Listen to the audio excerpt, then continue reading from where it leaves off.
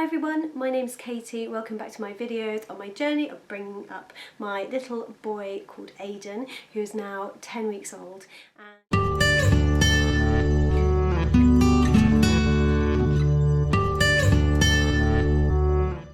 Today I'm going to talk to you about mental health, which I understand is a huge topic, and I could probably do several videos about this topic, but I thought I would touch on that topic today because recently my family have gone through something quite traumatic, and it's really tested my mental health, and I've been lower over the last couple of weeks than I have been throughout the entire pregnancy and up till now with my little boy. So I thought it would be a really good thing to talk about today. So in general, I have felt a lot better mentally this time round with my little boy. Before I had Emily, I suffered on and off with anxiety anyway. It was never professionally treated. I just suffered with the occasional panic attack, which as I got older got better as I was able to manage my mental health better. But after having her, it really tested my anxiety to the very limits, and I found myself having to branch out and find a lot of more coping mechanisms to try and get through having her. I think the biggest shock to the system mentally, and I think lots of people have different challenges with different children, but for me mentally it really struck me how difficult it was when I realised how relentless it was. It was just unforgiving, and there was no let up at all. Around week 6, she was 6 weeks old, that's when it really hit me that this was forever and it wasn't going to go away, and that really hit me hard. Another thing that I really struggled with was the difference in our lifestyle. So I was 28 when I had Emily, and before that I lived on the outskirts of London. I really loved the London lifestyle. I would go out almost every weekend. I loved going to the theatre, and the moment you have a child, that all changes. And I think that also really hit me really hard, and I really struggled with the adjustment in our lifestyle as a result. I think sleep deprivation as well also hit me. I don't know any mum that doesn't suffer with some kind of sleep deprivation when they have a newborn, but also because I was breastfeeding as well, a lot of it is on you, and I think breastfeeding really puts a lot of pressure on you as a woman with a newborn. And again, you don't really think about it before you have a baby. You just think, oh, I'd like to breastfeed, and you know the benefits of breastfeeding. And then it happens, and then you realise how difficult it is when it's all on you to feed this little tiny person 24/7. So I'm just going to touch on a few subjects around mental health and postnatal mental health. I'm not going to necessarily give you any advice. I'm just going to talk to you about certain pointers that I really wish someone had told me and talked to me about before I had a baby, because that would have made what I felt at the time feel a bit more normal. So the first thing I would like to say is that if you do suffer with mental health and you have suffered with having a baby, and you have really struggled and you have postnatal depression, don't let it put you off having another baby if that's what you want and you and your family would like. Each baby is different, and the way that you have reacted to each baby is going to be different. So for me, this time around with Aiden, I have felt more stable and in a lot more control, and just generally felt a lot happier. This time around, I just know that it's always going to be a short period of time, and then he would change again. So, you know, he'll roll when he wants to roll. If he'll have a green poo, the next one might be fine. No matter how much I tell a new mum who has never had children before that these feelings will pass, it doesn't matter how many times I say it, because you have to sometimes live through it first before you understand how short these little stressful moments are, and then it will pass. Everything passes with children, they change so quickly. So saying that, having a toddler actually really helps. So not only because it distracts you from everything that's happening with your newborn, but actually she is a joy to have around now. And I think that having that there and showing you that little baby that you have is going to become this joyful little toddler is actually really helpful and really nice to see. People talk about mental health and having a good support network around you, and I totally agree. I'm a bit of an extrovert, so I regenerate and feel mentally better when I've got people around me.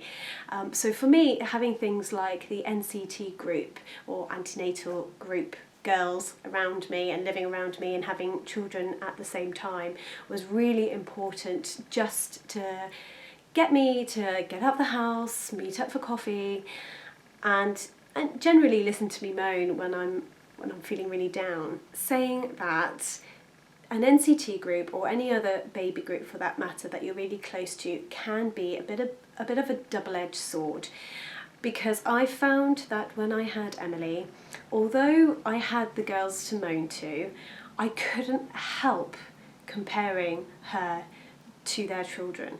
And no matter how much you knew it was the wrong thing to do and you shouldn't compare and that each child is individual and they'll do things at their own pace, it was really difficult not to get bogged down when your child isn't doing the same thing as the other children who are the same age as them. And it could make you feel quite low when you're already feeling low, when you look at your child and they are not doing those things that the other children are doing. And I found this really difficult. I really became a little bit obsessive about the things that she couldn't do. And looking back, what I should have done was just celebrate the things that she could do. But at the time, I didn't know that, and I couldn't get out of that headspace. So just be aware that, as I said, NCT groups or any antenatal groups or any babies around you that are a similar age, they're all going to do things at different stages, and you will find yourself comparing automatically. If you do find yourself getting slightly overwhelmed by it, just take a step back from that group for a while. You might find that it will give you a bit of clarity, and your brain will stop focusing on those things for a while, and you just focus on your family. And then when you feel better and more secure about everything that's happening, then you can reach out and spend more time with these people. A similar vein to that is social media, which can be wonderful in some ways because you have a constant stream of interaction with people and celebrities who may be going through a similar thing to you.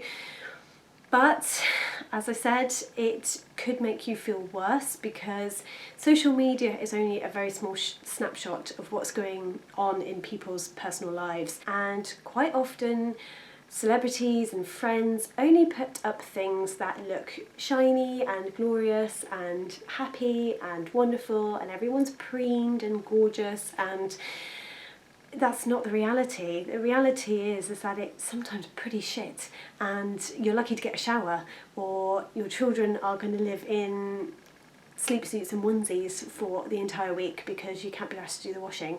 But social media doesn't capture that, so you've really got to take it all with a pinch of salt and know that people only put up the good stuff and they don't put up the shit stuff because no one wants to see the shit stuff. Well, that's what people think. But this is what this video is about, really, is sharing the shit stuff. So one of the things that I've found which really got people down was breastfeeding. And actually I've got a handful of friends who got themselves in such a pickle and mentally down because of breastfeeding, either because they couldn't do it properly or they couldn't do it at all. And women especially are piled on with this pressure in the UK to breastfeed.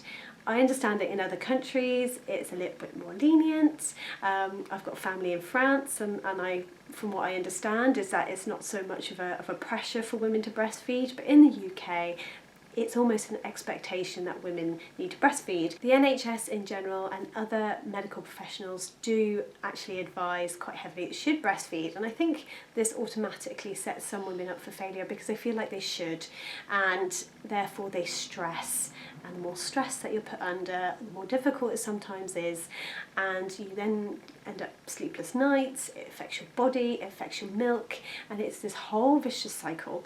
So yeah, breastfeeding for me and what I've found around me has been a huge issue when it comes to mental health. So if breastfeeding is a problem, the one thing I will say is that you need to try and get help, and if you can't breastfeed, then don't worry.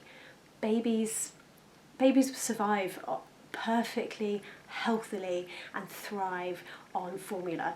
I was brought up on formula, I was never breastfed, and it just wasn't a big deal back then, and it seems to be a big deal now, and I feel like it's really affected women's mental health. Sorry, if you hear grunts in the background, it's because my little boy is sleeping in the cot next door. So talking to medical professionals about your mental health, from what I understand, a lot of women try and prevent talking about it with health professionals because, and I think deep down, one, we hate to admit that we're failing, made to feel guilty if they experience anything other than sheer joy of having a child. And from what I understand, with many women around me who've had mental health problems, postnatal mental health problems, is that it's quite common that they fear that if they go to a health professional, that they're worried about their baby being taken away from them, which can't be further from the truth. In fact, medical professionals have heard it all before, midwives have heard it all before, health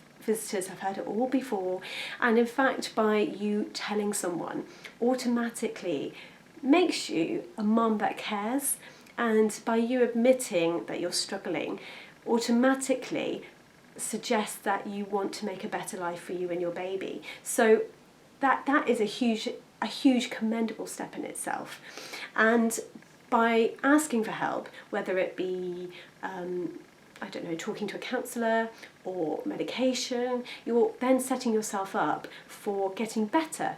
And in fact, postnatal depression and mental health illnesses are one of the very few mental health illnesses that you can actually get better from if you receive the right help.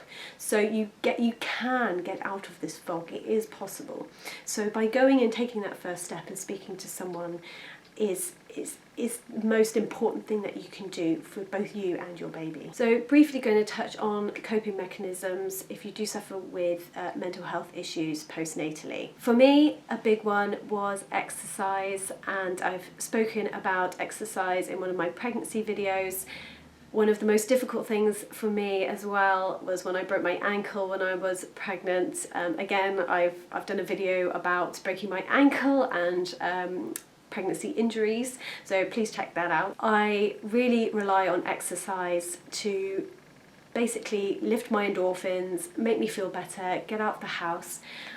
I have found this time it's a bit more difficult having two of them and my husband working full time. I'm intending on getting back into exercise, but at the moment just having walks around some parks with Aidan in the pushchair seemed to be going quite well, so that's quite nice. All I would say is if you can afford it, don't ever deny yourself something that you feel will make your life easier. For us, I admit, we have now got a cleaner, so with 2 children and a house, even though I'm off on maternity leave, I just cannot keep on top of it. I can do the basics like washing and the hoovering and the washing the dishes, but giving the house a good clean is something that makes me feel mentally better, and I just said to my husband, I cannot keep on top of it. It makes me feel down when the house is dirty and I just don't have the time, and at the end of the day it's either the house is clean or I spend less time with my little boy and my little girl.